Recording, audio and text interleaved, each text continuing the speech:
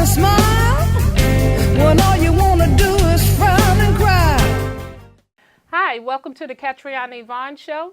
Today's guest is EdToney, poet, scientist, and just discovering what's next.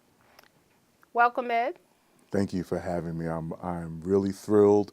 I'm really happy to be here, and I really appreciate this opportunity, Ketriana. I'm really thrilled to be here. Well, the thrill is mine. I just want to give a little information on Ed and what he means to me. Ed is a poet. He hosts so many open mics throughout the city. But above being a poet, he's an extraordinary individual. You wake up in the morning, there's pictures of his face and something about the sunrise, something to make your day get started right. And I cherish those posts from you. Thank you. Like we were just saying, I said, I'm ready to get off. But if it could just be your, if Facebook could just be things that you post, it would be a much better world. So I just want to thank you for that. I try to start off the day positive. You know, I'm a prayer person. I get up in the morning. First thing I do is pray, thank God for another day, for another breath. I pray for my family and my friends. So that carries into social media, which generally social media is going to bring you as much negative stuff as they can do. You turn on the news in the morning and all you hear is death, killing, death, murder. So I kind of stay away from the news because you know that's going on. So I post positive stuff to get people's day up. You know, get up, start the day, and I'll even tell you, if you got up cranky and if you got up snarling, start all over again. Pull the covers back, get up, thank God for another day, for another breath, and try to have a positive day. You know, what you bring to the world, if you bring positivity to the world, your day and other people's day is going to be just as good or positive. And amen to that. And that is so true. And, you know, it's like I feel like once I wake up in the morning, the day is good from that because you didn't have to wake up. So after that, it's all good no matter what. Because, you know, you didn't have to have the breath to complain. You know, but being that you was given it, you might as well use it to accomplish whatever, you know, you can in that day. So I'm with you on that. So I guess I met you a couple of years ago. And we had Weeksville. Yes. We met at Weeksville. Yeah, and I had the pleasure of knowing you for a couple of years. And like I said, above all, just an extraordinary individual. And I know that you used to work as, I don't know the exact title. I worked as an application specialist / chemist at a company in Brooklyn, a long time company. People don't even know this company exists, but it's called Yolano Corporation. And Yolano Corporation, they make all the products for screen printing. We made films, we made various emulsions. I did all the testing. I started out in the quality control lab. They moved me from quality control to technical service. Then I did office work. I was helping the salespeople, then back to technical service, and then finally in the lab as an applications specialist. So whatever research did, instead of them giving me the title of research assistant, they made up this title, applications specialist. But I basically tested everything that came out of the research department to make sure things were working. And I just mentioned that because I know you were there for a number of 26 years. And now, you know, because a lot of times on the show what we're talking about is people taking a leap of faith and, you know, maybe just doing the thing that they love. So tell me how that transition has been for you since you know, I know you left and you had another job for a short period of time, and now it seems like your poetry has picked up like even more. So how is, if you could look back on your life, like versus, you know, the job and how you felt in the morning of where you was going and when you're preparing to go to do an open mic, what's the contrast like? Well, I have to say this. Most people say a job is a job, which it is. I mean, of course, you get a job to pay the bills. I enjoyed my job, especially in the very beginning. I think what happened was that with the competition and technology growing, the use for the materials that we were made, I'm not saying they were obsolete, there's still plenty of people doing screen printing, but as the digital media and digital started coming into play in technology, that started to make things difficult for us. Right. And like I said, I was there 26 years. The company's been there for over 80 years. Wow. And unfortunately now, you know, technology is kind of pushing screen printing back. So near the end, it got difficult. And as far as my poetry's always been a part of my life. It became more of a part in Brooklyn. And I have to give that credit to Luis Reyes Rivera, who is now deceased. But he was my mentor. I started in his workshops, I think maybe in 2001. I started in his workshops, and that was one of the most knowledgeable persons I ever knew in my life. They called Luis Reyes Rivera the janitor of history. Wow. There wasn't a question that you could ask Luis Reyes Rivera and he could not answer about anything. And he became my mentor, and he really showed me a lot about my writing. I always thought poetry was all lovey-dovey and, you know, had to rhyme and everything, and he really broke that mold. I realized poetry was politics, poetry was personal, poetry life, death, and that's where my writing, you know, comes from. So once I really got involved in poetry and how much I really loved poetry, then it started to kind of work against my job, because my job was very technical. All my writing and reporting, there's no room for poetry there. So I had to make a contrast, make a balance between the two.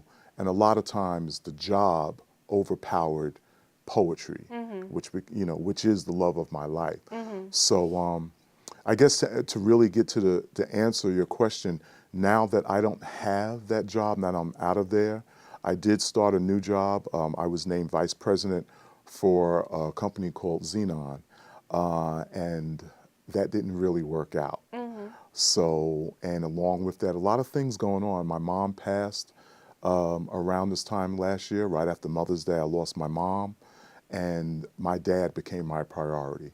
So luckily, with the 26 years of work and money saved and 401k and all that goodness, I've been able to concentrate on my poetry and basically take care of my dad. So that's where things are with me now. Okay. Yeah. So I'm not really retired. Right. Not yet, but Been there, understand. God has made, God's plan, you're not always ready for God's design and God's plan.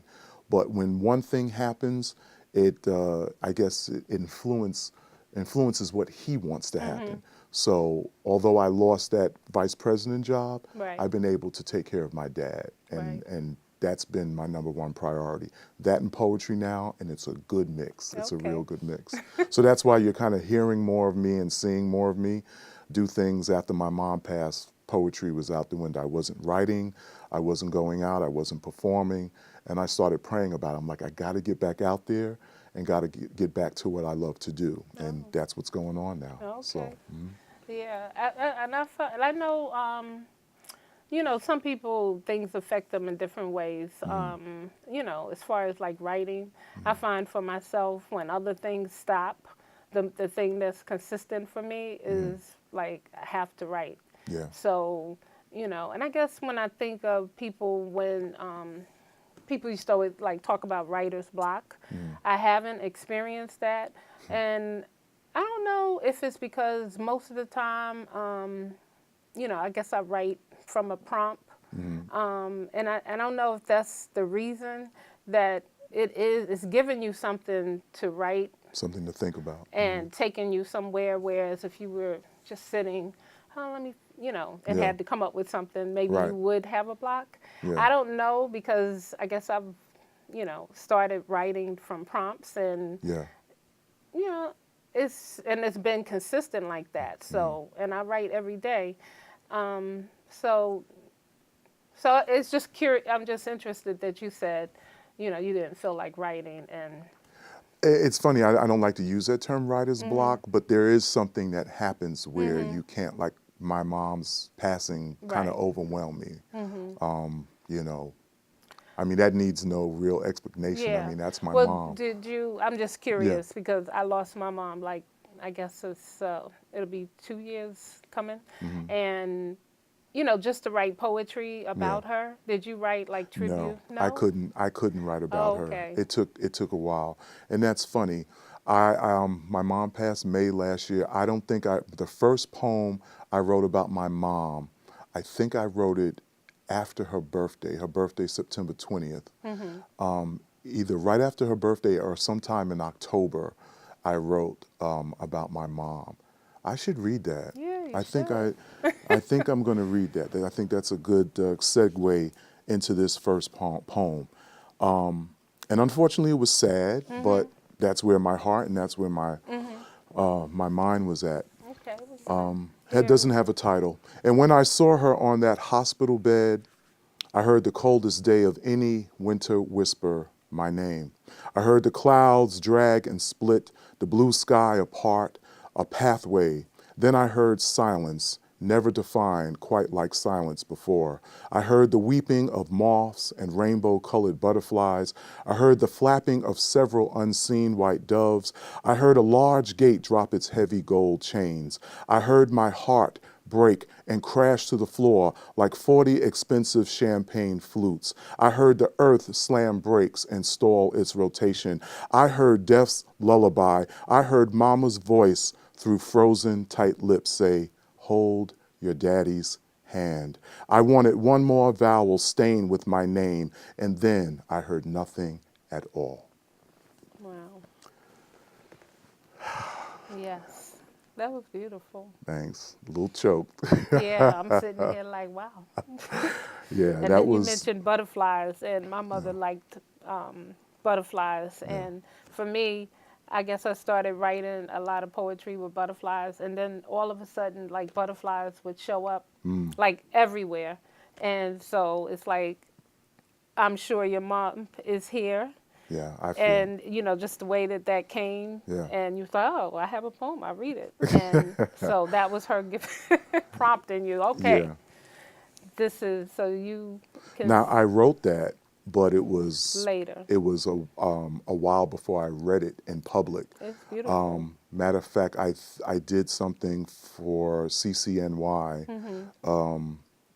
at Aaron Davis Hall. My friend, a good friend, Juliet P. Howard, had a program there, and she asked me to feature, and I read that poem there. That was the first time I read it out loud. Luis Reyes Rivera said, a poem is not completed or finished until other people hear it.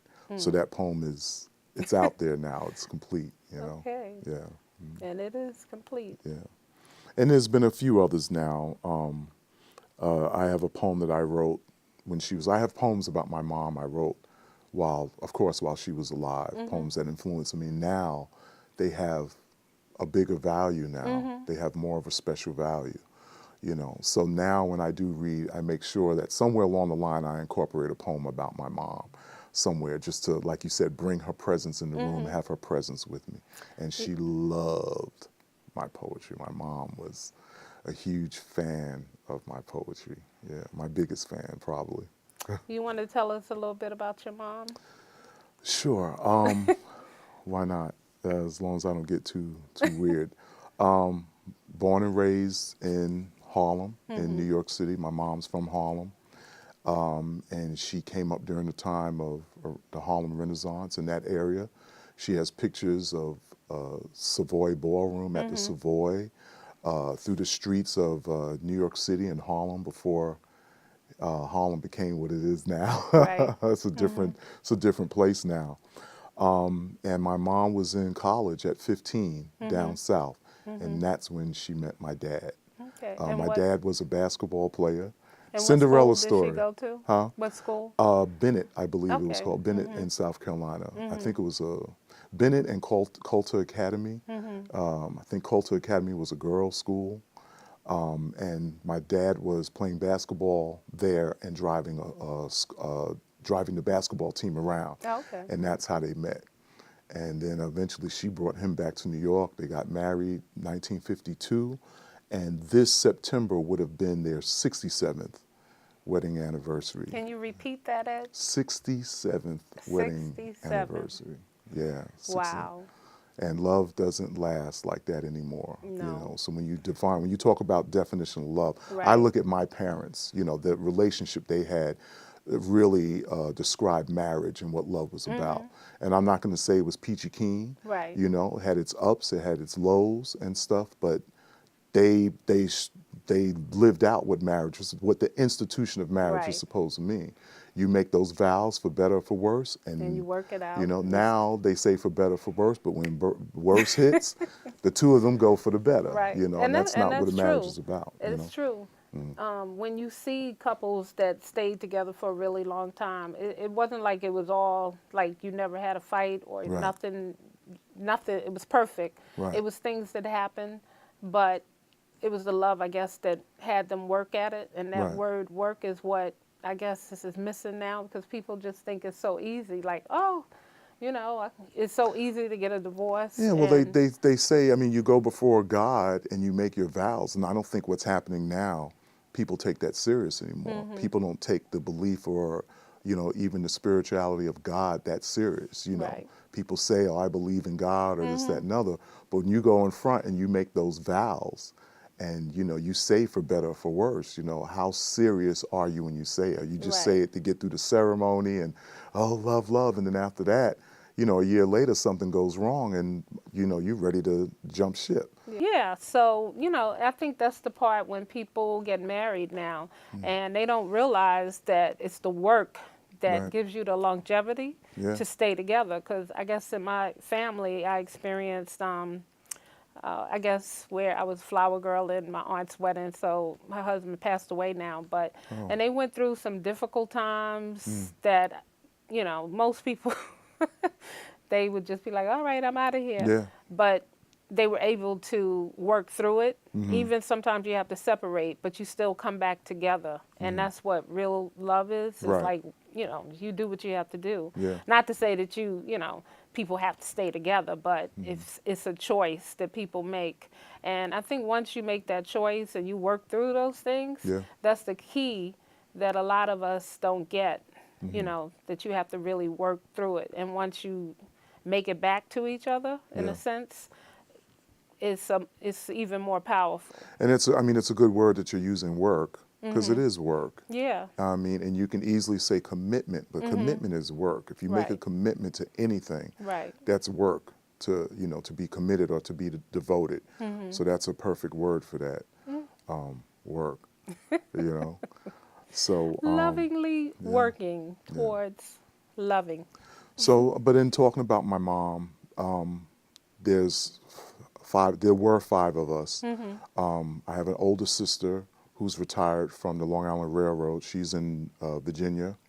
My brother, I lost my brother September of 2000, and I think about 6 years ago. 6 years, my brother passed. He lost control of his motorcycle. And then I have a sister, middle sister, my sister Darlene, who is a teacher at Jericho High School, which Jericho High School was just named #1 high school Wow. in, I think, Long Island. And there are 2 black teachers there. My sister, for a long time, was the only black teacher in that high school out in Long Island. And she has a waiting list every year for her class. She's Wow. dynamic. She's doing well. She's about to get her doctorates from Columbia. My younger sister works for an insurance firm and in Manhattan. So there were 5 of us. There were 5 of us. And my mom was a virologist. She studied viruses, and she started work at Mercy Hospital. And this was during a time where, when you talk about racism and blacks trying to get ahead, she started her career in the 60s, the late 60s, and met a lot of opposition. And my mom was a fighter. My Right. mom was a fighter. She was actually studying AIDS before AIDS became a household name. And then after that, she started having all the kids, and she stopped working. She went back to school for a while to work at her master's. Then she had some more babies. And so as the babies were coming, she was back and forth for school and taking care of us. And then finally, you know, I guess kids were overwhelming. She got out of her career for a while, and once everyone was old enough, my mom opened up a school of phlebotomy. Phlebotomy is the blood drawing. She started a technical school, and she wrote her own curriculum, which was approved by Washington, D.C. Her first class was in a pharmacy, the back of a pharmacy. And long story short, she went on and had her own building. Wow. I worked for her as assistant administrator for about maybe 5 years. And then that's when I came to Yolano Corporation. And she ran the school for a while, and then she got tired. It was a little bit too much. But she graduated over 500 students in a registry in Albany. Registered 500 students that are now out as phlebotomists. Some of her students went on to become doctors. When my mom passed, her first student that she had, he was 15, 16 years old. His dad had died, and he had to take care of his mom and his family. And my mother hired him. He would come to the school, set up the chairs for her, and stay, if she needed different stuff, he'd run out. And he is a doctor now in Sunset Park. Wow. We found him on Facebook. I get mushy now. He came to my mom's funeral, and his testimony about my mom and how she got him into the medical field, and the fact that he's a big doctor now too, it just blew everybody away. There wasn't a dry eye in the place, and it was just really good to find him. And his testimony was kind of my mom's testimony, and how she wanted to help young people, especially those that were underprivileged, that couldn't afford college. And she made scholarships, and she made it where people could come out of high school. They would come to her school. They would learn blood drawing. They also learned a survey of labs. So if blood drawing didn't work, they could do other things, in the hospital setting. And some of her students came out to be doctors from that. So she's got a good legacy. She left a good legacy. Yeah. Thank you. Yeah. Wow, that's amazing. Yeah. And I guess that is a testimony to who you are as a person, the family that you come from and just your upbringing. Yeah. Because I'm stressing this because in today's society, we have people that are brought up and, but you definitely have just a loving spirit and just a mannerism that reflects everything that you said. Yeah. And, and I'm repeating that because that is something that is rare and it should be cherished. So I think what's happening now, and I think most people could agree with what I'm about to say, the family unit is different now. I mean, I'm from the old school generation. I'm from the generation of go get the strap, go outside and get the switch. I'm going to read that poem too. And I mean, mother and father came down on kids. This is the way you have to be brought up. If you're going to do wrong, you got to get punished or reprimanded. And so it's a way of how parents are bringing up their kids. And I even saw a change in my household from my younger sisters, from how me and my older sister were raised, as far as money values and everything. I remember when Nike came out with the first leather sneakers, I'll never forget, $27. I was wearing Chuck Taylors and Pro-Keds. You can get those for $12, $13, $14 in the store. When Nikes came out with the first leather, it was $27. And I went to my mom and dad and said, I want a pair of Nike. My dad looked at me and said, you'll have your own job. You'll have your own, you'll be working before I pay for a pair of leather sneakers. And you have kids today now, they walk around with $300 and $400 sneakers on their feet like nothing. Exactly. And some of them can't read or write. So the family values, it's changed now, and I'm not speaking, it's kind of generally speaking. Right. But I get but you. it's changed. I think that must be a line that, that all parents, you'll be this. I remember back in the day, I was a kid, and now the ironically, the black frames are in, but back when I was in public school, it was silver frames. So they had just came out, and my mother bought me silver frames. That was before I even got a chance to wear glasses. I think I lost them like the first week. I was in a play, and I lost those glasses. And And my mother said, the next pair of glasses you get, you'll be buying them yourself. Yeah, yeah, So I never, it wasn't even like I got used to wearing them because I lost them that fast. yeah. And I never even asked for another pair. Yeah. And the next pair I got, I bought You myself. had to buy yourself. And that was probably on the borderline of child abuse because it was like I really couldn't see. And it was like, I remember, like, anyway, I mean, when you said you'll be getting them yourself, it just reminded me. Yeah. And that also is a testimony to, like, parenting back in the day. When parents said something, they said it once. That's it. So you knew not to question. That's it. But, like, nowadays, it's like you just keep, I guess the kids, they say it. And parents might say no, and they just keep asking, and then they get it. So that's a big difference. Yeah. Because we would not even dare to ask a question. I couldn't talk back to my parents. Exactly. I couldn't talk. Whatever they said, whatever came out my mom, and even if I tried to talk back to my mom, all she had to say was, wait till your dad gets home. And that was it. My dad was 6'6", so it was like, no, whatever mom said, you did what you was told. I'm gonna read this. Okay. This is another mom poem, but this is another poem. This was published, and this is called Mama's Boy. Mama's Boy, that kind of love. Yeah, you're gonna plead for her love.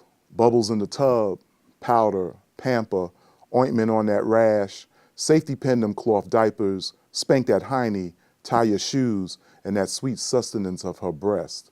Yeah, that kind of love. You don't mind babysitting, school clothes, change your clothes, play clothes, church clothes, homework before you go outside. Better be inside before the street lights come on. I'ma tell your daddy what you did. Yeah, that kind of love. She got 2 jobs, hot dinner for daddy every night, weary corns, painful bunions on her toes, arthritis. Get the remote. Pick me up a Snickers and a pack of Cool 100s. Nina Simone, Ruth Brown, Gladys, Jerry Butler, Gloria Lynn Saturday night with mustard greens, black-eyed peas, neck bones, and crackling cornbread. And you better eat everything off your plate. That kind of love. Stand up straight. Comb your hair. Don't scuffle and slide your feet like a slave. Grabs that ear in the toy store, that backhand smack. Go get me a switch off that tree. Bring me that strap. And you better not ever, ever hit a woman. Wipe that grin off your face when I'm scolding you. I brought you into this world and I will take you out.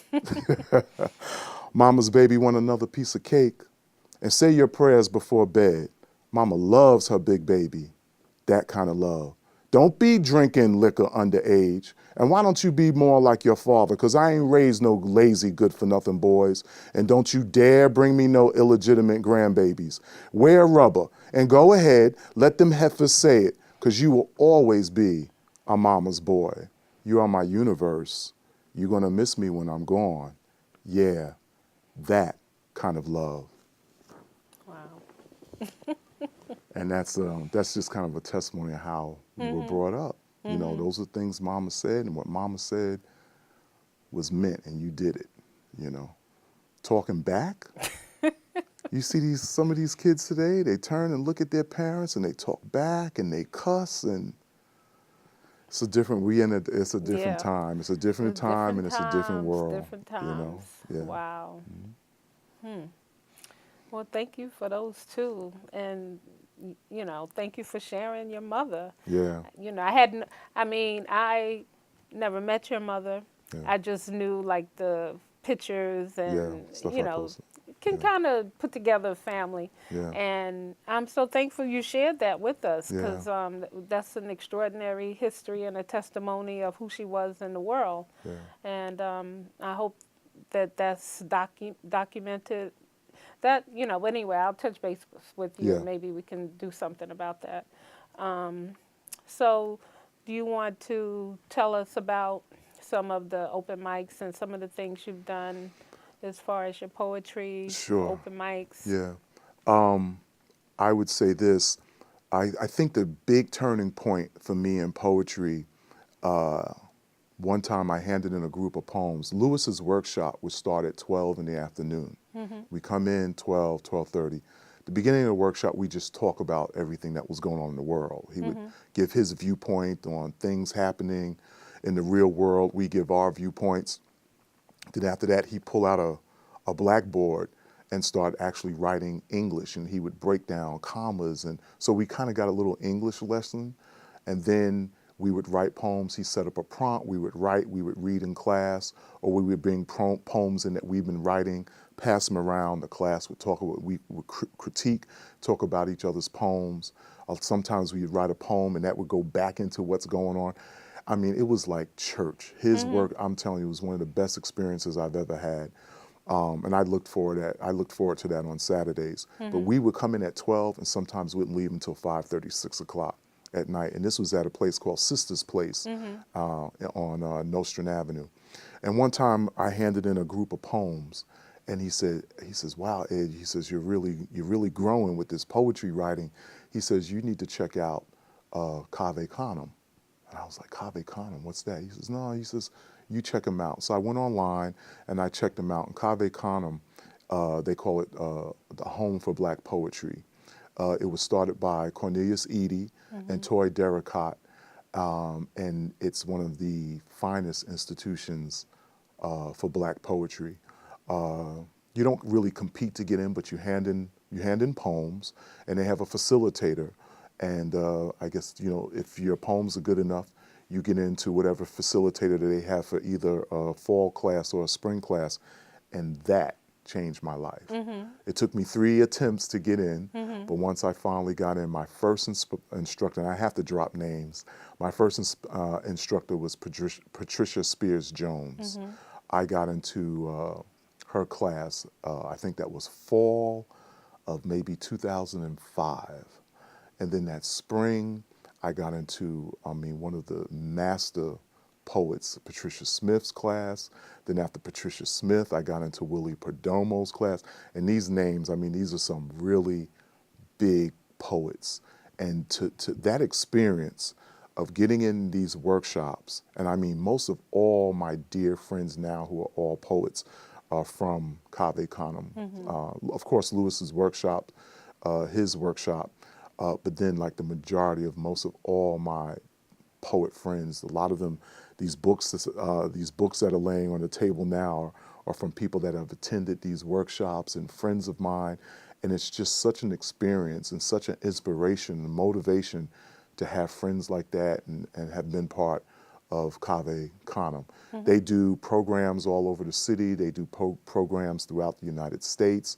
They have a summer retreat. Once you get in the summer retreat, you're called a Cave Canem Fellow. You become part of their fellowship. And it's just, I could talk for hours. But that's what changed my life.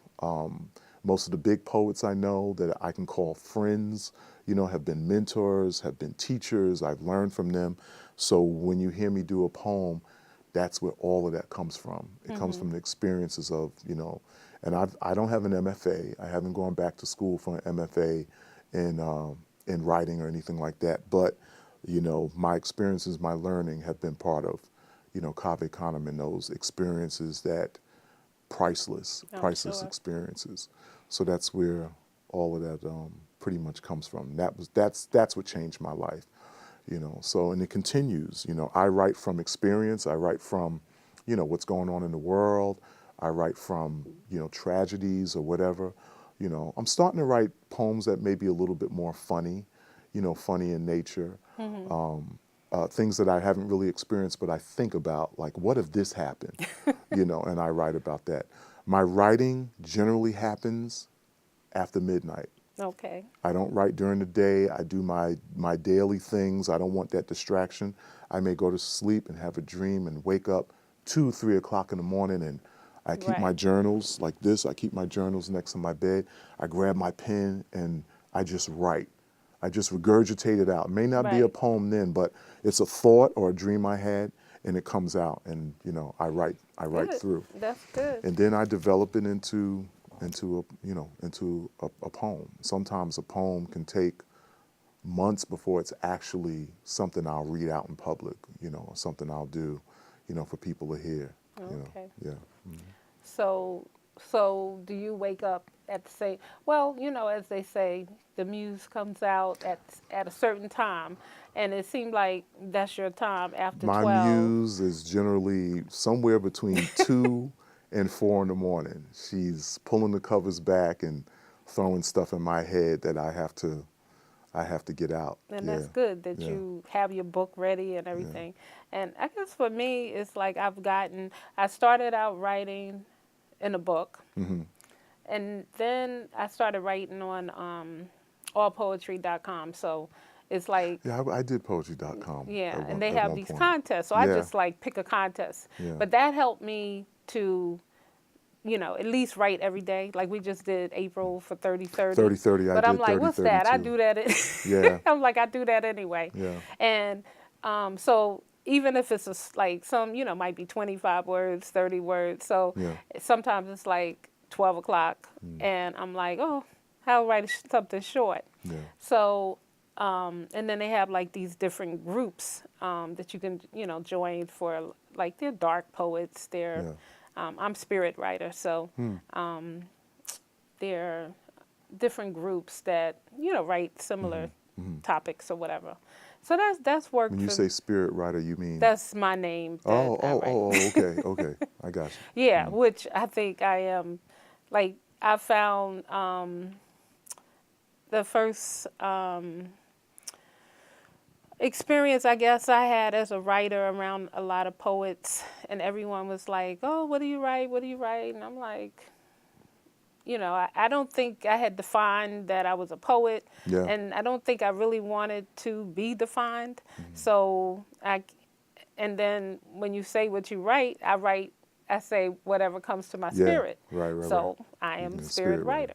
Got it. And so what I guess I loved Wayne Dyer all my life, and he was like a big inspiration to me, his, and I guess I was more like metaphysics and spirituality, and his books, I guess, were always like there was no real category. So if you go back to the 70s, I think they came up with self-help. But then when you really think about it, it's not, he wasn't really, he could help you, but there are other, like Dr. Phil, maybe I would say was he could have been under self-help.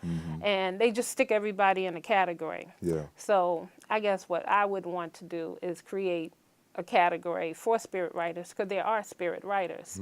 Neil Donald Walsh was one person that wrote Conversations with God. And I didn't, used to hear stories about people, but I never used to really, like where people would say the book wrote itself and their pen started to move. And his first book, which was kind of life-changing for me, and he was saying how he was angry with God, and he's asking all these questions. And then all of a sudden his pen just started to write, and he wrote this whole book. And it truly had some answers in it. And so that to me would be what spirit writing is. It's like it came out of him, I guess, the thought, and it was answered. So, yeah. And sometimes when that does happen, when I did take a workshop at Weeksville, and just with the houses and the ancestors, it was a time when I could say, oh, yeah, that's true. I don't have to question that anymore, because I know this is not how I write. Some spirit just came over me, and I started writing that. So I guess some of my influences, like I think the first poet that I ever actually saw live, I was in college, and Nikki Giovanni came to, and that was one of the first poets I actually saw live. But my sister, who was like 7 years ahead of me, she came up during Last Poets, Gil Scott Heron. Right. So I was hearing this stuff come from her room, but I didn't necessarily think it was poetry. I thought it was more like, wow, he's deep, or they're deep, or whatever. I didn't really look at it as poetry until later when I started to understand it, and I was like, wow. But for me, writing poetry seemed it was supposed to be about love. So I was always writing about love. You know, so in college, I had people who was asking me to write them love poems, like the girl for a dude, or dude write, you know, for his girl, or whatever. So I was writing love poems. And then I guess what happened after I was married for a while and had my divorce, even after my divorce, I was writing love poems, but in the sense of this is what love should be, because I thought I had love, but I wouldn't write about the hate because I didn't think that was poetry. Right. So I continued to write about the love until I got into, like I said, I started Louis Reyes' his workshop, and that all went out the window. Oh, okay. Then I could say, you know, I can write about hate, I could write about death, I could write about politics, and the funny thing about it, it's poetic, but there's a beauty in all of that. Yeah. You know, even in darkness, Right. there's a beauty, and when it comes in poetry, there's a beauty that comes from darkness. Like I read that poem about my mom, and someone actually said, that's a beautiful poem. And I thought for a minute, and it's like, yeah, it's sad, but it is. There's a beauty in darkness as well, you know. Just like light has to come from darkness, you know. Sometimes you have to be in a dark place in order for light. Oh, okay. So, just talking about darkness and the light. You want to do some poetry? Sure. And we can I'll read a couple of things and show us some give you some examples of all that we've been sitting here talking about. And it's fun. Most of these are poems that I wrote during National Poetry Month, last month, April. Great. Where you write a So you poem a get to day, share 'em 30. with So us. these are basically all kind of new, and they haven't really been edited yet. These are all kind of first thought pieces that I haven't gone back to. So this is called Born. I think my ink broke. What a mess. Black all over. Smells like jungle. Smells like Brooklyn. Like stereotype. The pain, the adjectives, the vowels that slur down south. Sugary like sweet tea, consonants, pungent like fresh pulled unwashed chitlins, raw souse. Oh my God, the contractions, the metaphors, the imagery, black barbed wire naps, cocoa butter smooth, sepia brown rolling hills. Push, push girl, push them hips. Wine, gal, wind them into stanzas. Eastern Parkway them, reggae them, soca them, blunt them down. Wait, push, push, push some more, black boy. Is that catfish swirling in yellow cornmeal? Is that hot grease? Did you hear your mama yell? 'Cause them street lights just came on. Where's your daddy? Who's your daddy? Who the fuck you gonna name? Who gonna pay the rent? This is gonna read like a deer in headlights, the high beams, but this ain't death, this is birth, a seeing eye test. Read those numbers off that badge, start young, 'cause you might not ever see the alphabet or be able to spell J, U, S, T, I, C, E. Push, push, push some more, 'cause this has potential to be spoken word or even a sonnet. I think I see the head. Push, push that poem some more. Go ahead, Doc. Slap its ass. See if it speaks. Ebonics, maybe Swahili, or maybe the proper slave master European. They may or may not get it, but it's been born. It's been born, this poem. Yes, indeed. I said I've been experimenting with some funny stuff in poetry too. So I call this, and someone asked me, did this actually happen? But I didn't give an answer. I like to leave it to the imagination if it happened or not. But this is a sweet tea at the funeral. I'll just read it. She wears a seductive white lace catsuit with a deep V plunge. And her girls, they won't be incognito today, not at all. Matter of fact, her girls are hanging out, and they singing very loudly, nearer my God to thee. And all them good church folks, they looking, they staring, heaving a sigh. Oh Lord, look at her outfit, cutting their eyes. Her lips wear a bright cherry red. Sin is alive and well. Deacon Jones just whispers kind of loud, oh my God, that girl, she ain't wearing no drawers. And she struts hard and loud on that old tap dance clicking, creaking church hardwood floor. Her white patent leather 5-inch heel Jimmy Choos, they didn't skip a beat. They didn't skip a beat, and they didn't miss a squeak in that floor. She popping that red heat cinnamon dentine like a semi-automatic, and her very expensive Asian straight hair weave, it didn't swing, it swang, and it slaps past his wife on the cheek as she sashays by. She has a Marc Jacobs clutch in her left hand and a super-sized sweet tea in the right. Her diamond ring bounces the sunbeam like a disco ball glitter light.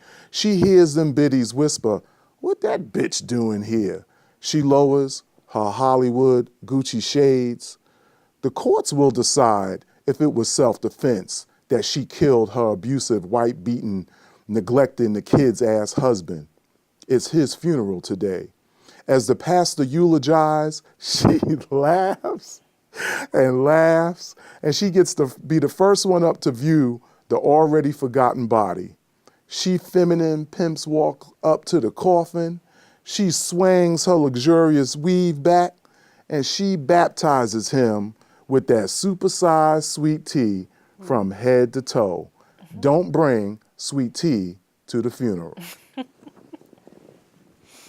So yeah, that's my attempt. So you're smiling and laughing, you know. Someone asked me, did that really happen? Did that really happen? But I don't answer. I'm not going to ask.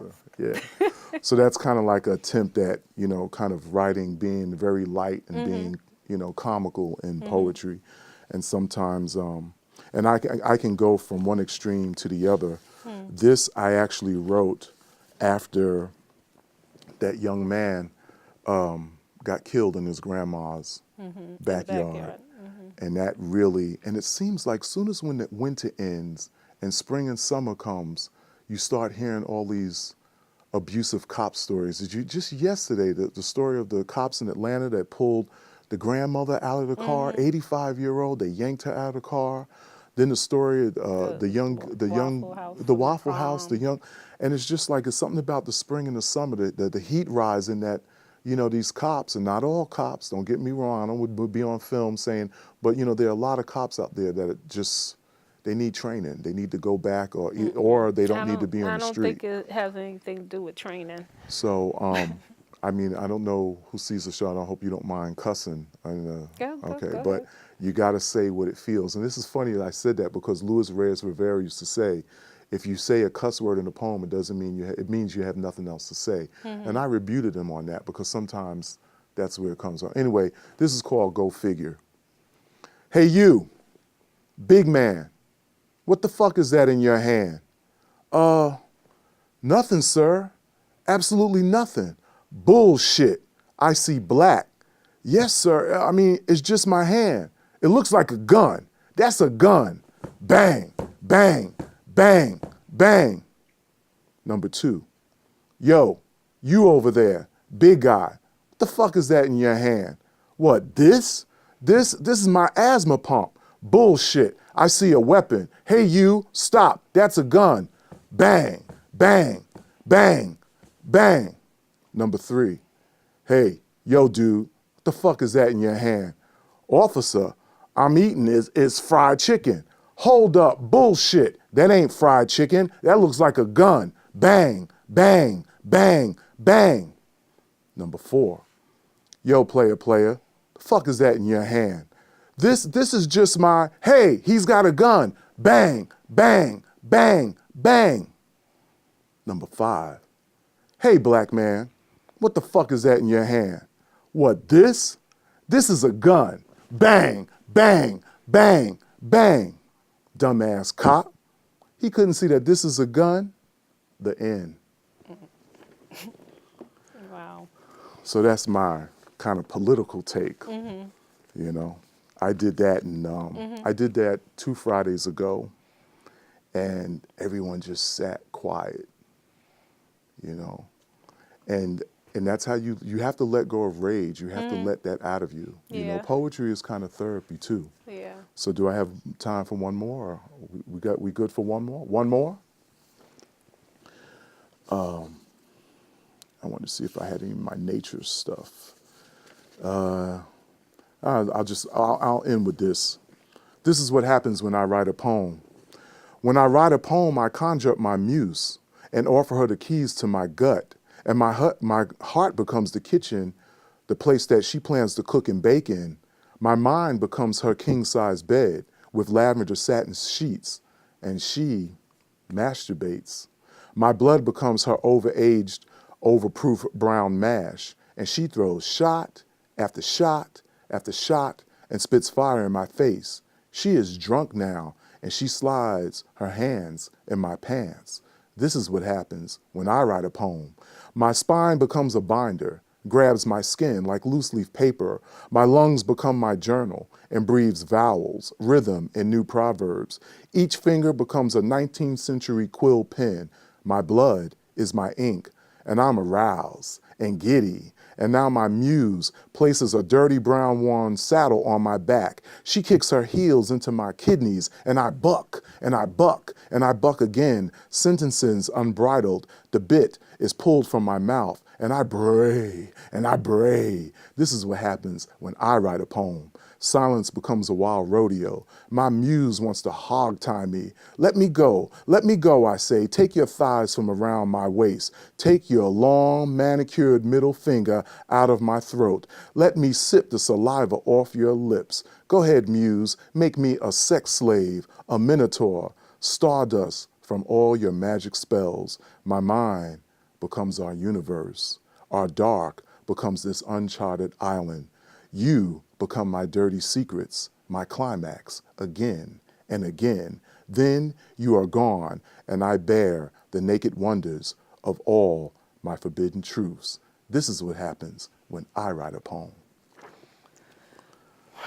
Okay.